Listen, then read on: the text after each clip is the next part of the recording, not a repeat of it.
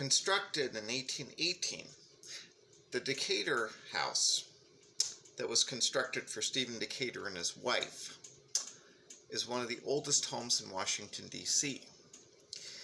Today it is a museum that was constructed in an effort to tell people the history of African Americans in the United States. However, the effort is to actually distract people from the true nature of this grim house that we're seeing right now.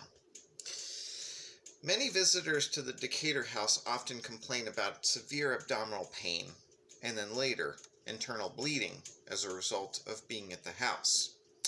And many times it results in hospital visits and doctors not knowing how to prescribe it because they don't really see anything that's wrong. And that's even with COVID testing that they're doing in hospitals for every single person that walks into the emergency room. But the inexplicable stomach pain is the paranormal result of the influence that the late Stephen Decatur holds over the house, actually. He died in his bedroom after suffering 2 days of excruciating pain. And here's what happened.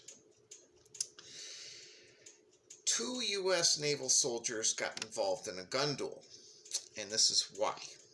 And Stephen Decatur ultimately was shot in the abdomen and suffered excruciating pain as a result of it.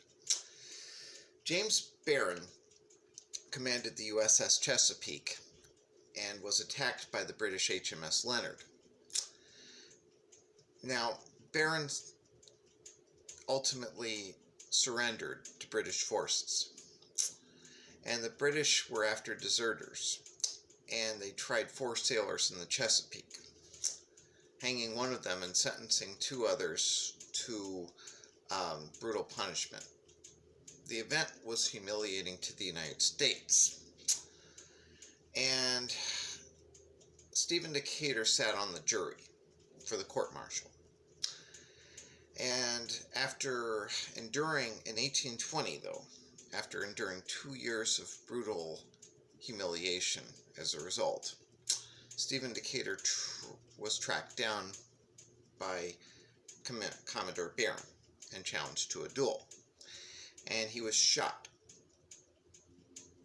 And for the next 2 days, he bled profusely. And despite doctors sewing up the wound after removing the bullet and tending to him, he ultimately bellowed these words: "I did not know a man could suffer such excruciating pain." And his wife, after he finally succumbed to his injury, was in very hysterical grievance and continued to cry endlessly. Now, Decatur's ghost appeared almost immediately, and people saw it through the window up there that you see. Now, ultimately, the window was finally bricked off so nobody from the outside could see it. However, people still saw him going out the back door with pistols in his hand.